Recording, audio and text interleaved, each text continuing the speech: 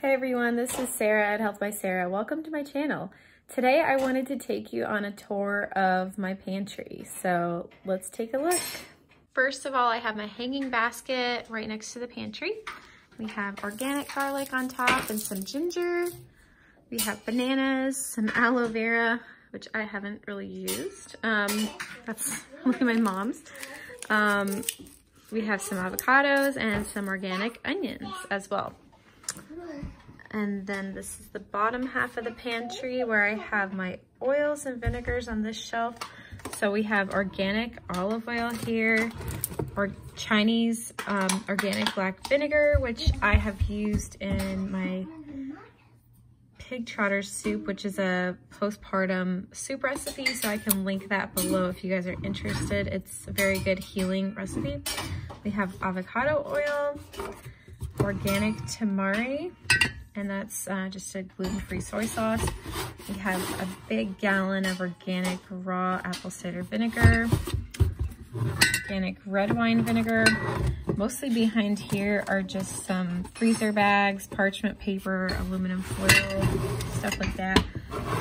Here we have organic diced tomatoes and tomato sauce as well. I have some active dry yeast for baking purposes, so some packets of those. Looks like that's it on this shelf. Down here I have some grains. I have some oats that I have soaked and dehydrated. And if you guys don't know, it's very important to soak your grains, legumes, nuts, and seeds because they are very high in phytic acid and other anti-nutrients, which can really take out the nutrients in your body, which can cause cavities and other health issues. So that is what our ancestors did, and they took the time to soak, sprout, and sour their grains, or soak their grains, legumes, nuts, and seeds to make them much more healthy and digestible. So that is what I have been doing for the past several years if I do eat those foods. And I've been trying to avoid some of them more, and nuts and seeds especially, because nuts and seeds can be inflammatory from their polyunsaturated fatty acids in them. And so I got this idea from Sally Godwin. I can link to her channel below. She's Real Girls Eat Fat on Instagram, and she's been talking about avoiding nuts and seeds especially, and she's been doing the carnivore diet, kind of a modified carnivore diet by just eating mostly all animal foods. But the true carnivore diet is like all red meat, salt, and water, and that's it. But she also adds in like raw egg yolks, or cooked egg yolks, whatever, raw milk, raw cream, raw honey. And she does have some plant foods here and there, but she's been doing that to like heal her digestion, and it's helped her a lot. In fact, she was just 6 months postpartum, and she had lost all of her baby weight, and she gained 40 pounds.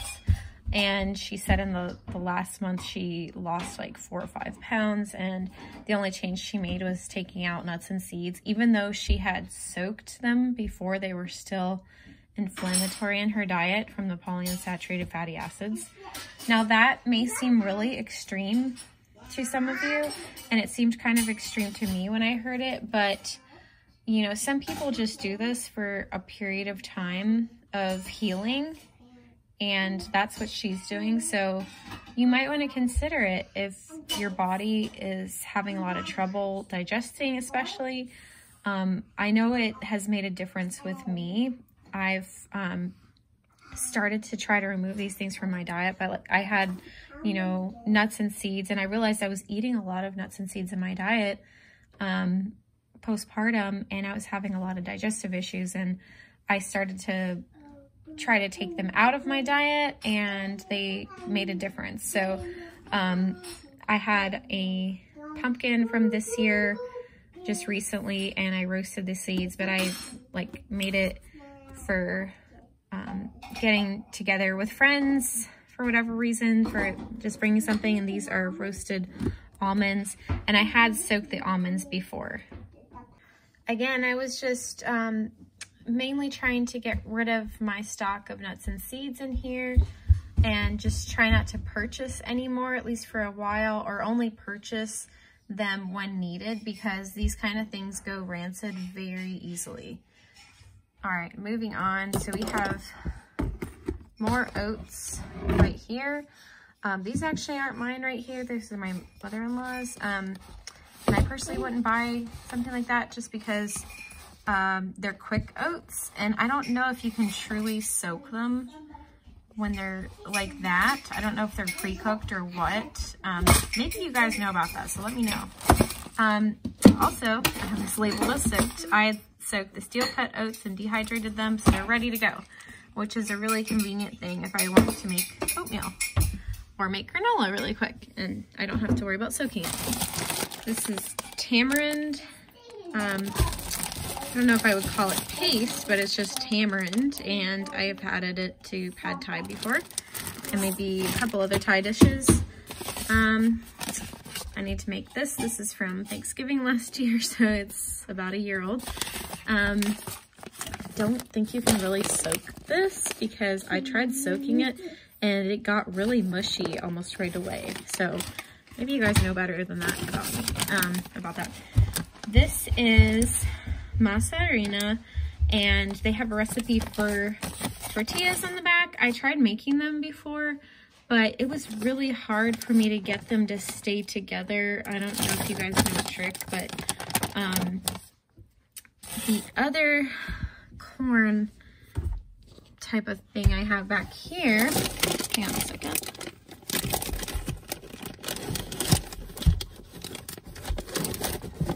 Is this, and my mother-in-law has brought me this. I am cautious about using it just because I know it's made from genetically modified corn. If it's not labeled, you can pretty much be guaranteed that it is made with genetically modified corn. So I personally wouldn't buy this, but they love to make this for arepas, and I was looking for an alternative. They don't sell an organic arepa, what do they call it? There is another brand that actually calls it like arepa something flour. But yeah, it's like specifically for arepas, and there's a recipe for it on the back. But we figured out a way to make it with masa harina. The trick is you make it basically with the same recipe for this, but you kind of have to cook the flour. So you make the dough, but instead of going straight to making the arepas, you would actually like kind of heat it up or cook it a little bit in the pot and then make it into balls for the arepas. So that worked well. I guess they just didn't really like the consistency of it, so they weren't big fans, unfortunately, but I didn't really mind.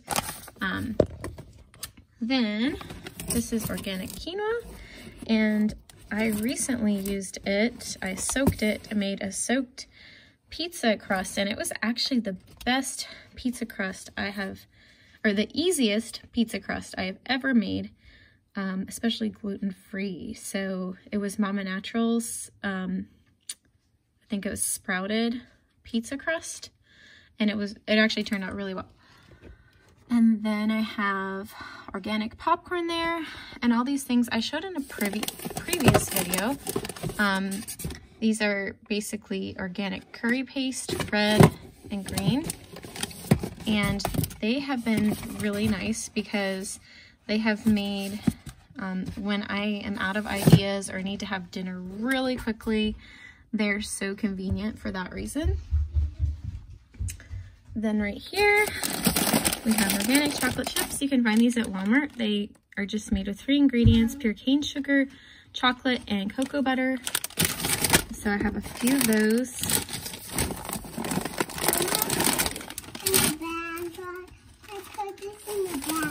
Okay, and I have soaked pine nuts here.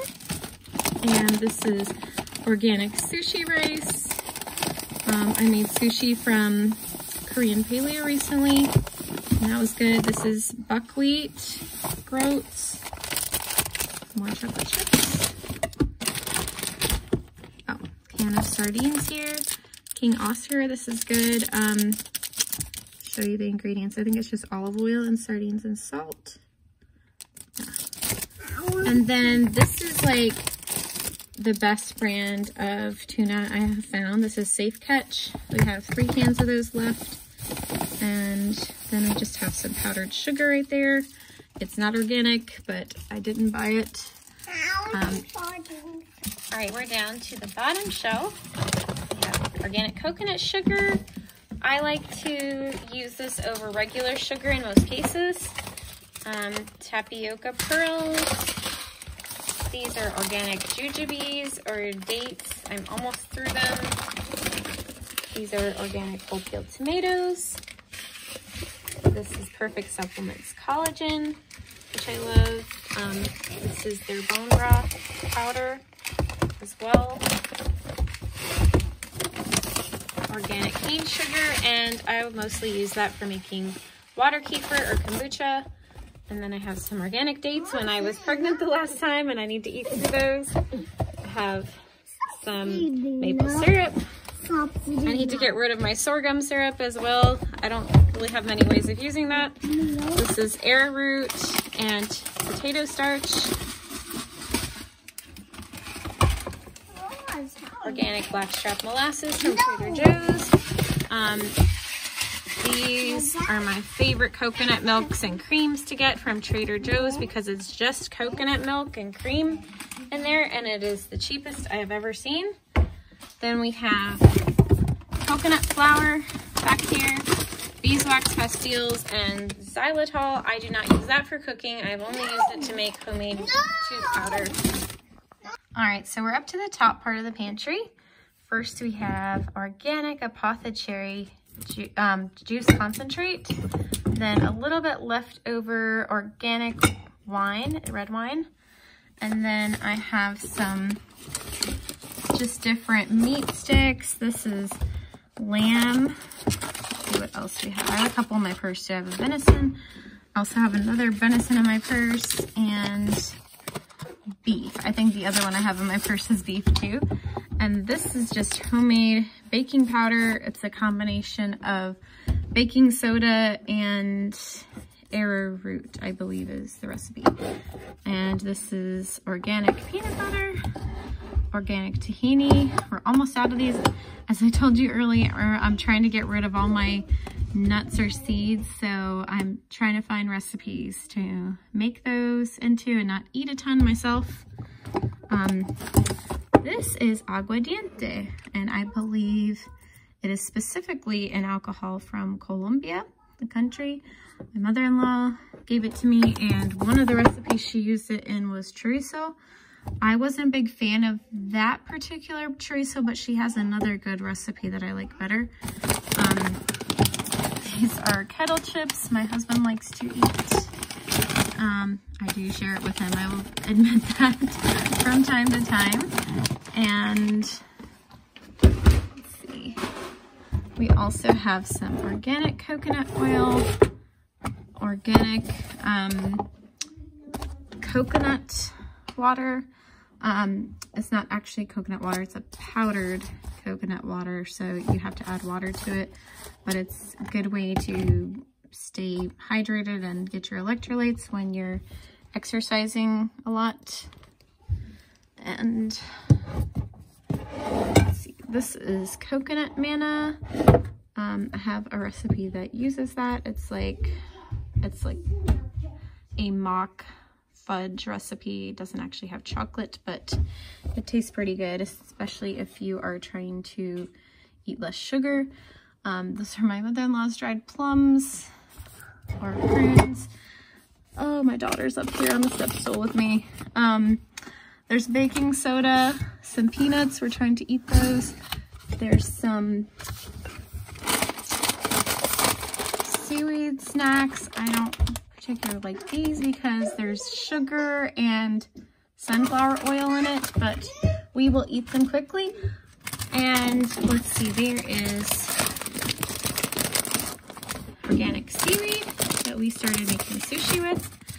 And I have a couple leftover rice spring roll wrappers, a couple boxes of organic einkorn sourdough crackers. They are wonderful. They have good ingredients in them, and so we just use them to eat pate or with crackers. Sometimes they're really good. This is my mother-in-law's too. They're biscotti cookies, and then there's coffee at the top. Okay, these are various cooking things I happen to have out, but these are limes from when we just made pad thai. This is homemade garlic salt. This is organic valley butter in our butter dish. Himalayan salt and organic black pepper. And these are cracklins from when I made tallow recently. This is coconut oil and homemade tallow right there. And then this is our spice cabinet, most of it. And most of them I have switched out for organic spices. Like, basically I kept on using regular spices, but as I ran out, I would start buying organic spices. And that's what I always do. I buy a lot of them at Walmart or Aldi because a lot of their spices, they have pretty good prices on. Up here I have Perfect Supplements gelatin and Himalayan salt. There's some coffee there and some nutritional yeast. The Sari Foods is the only brand that does not have added vitamins into it. Like folic acid is something you definitely want to avoid. And then there's some more spices. These are kelp granules. And homemade curry powder right there. That is annatto. And then over here we have some more. These are some more spices down here. And then we have some extracts up here. And a couple big bags like organic black pepper. The whole black pepper, and I think some other bitters or extracts up there, but that's it. Hey, I hope you guys have found this video to be inspiring. I hope you don't feel too intimidated or anything. It took me a while to switch over everything to really organic. Some people go one way or the other. I guess I'm one of those people who gradually switch things out because it was too expensive to just buy everything organic or switch everything completely out overnight. But like, you know, a lot of places now do carry organic or healthier foods, like even Walmart and Aldi do. Whereas several years ago when I started to eat differently, they did not. So I'm just really happy with the choices that a lot of us have now, and hopefully you will feel inspired to eat a little bit healthier and maybe even just make a small change, like changing out your fats in your pantry. And I hope you guys have found this to be helpful. Let me know what you think in the comments. Give it a thumbs up if you liked it. Hit the subscribe button and hit that notification bell so you'll know when I post. Until next time, bye.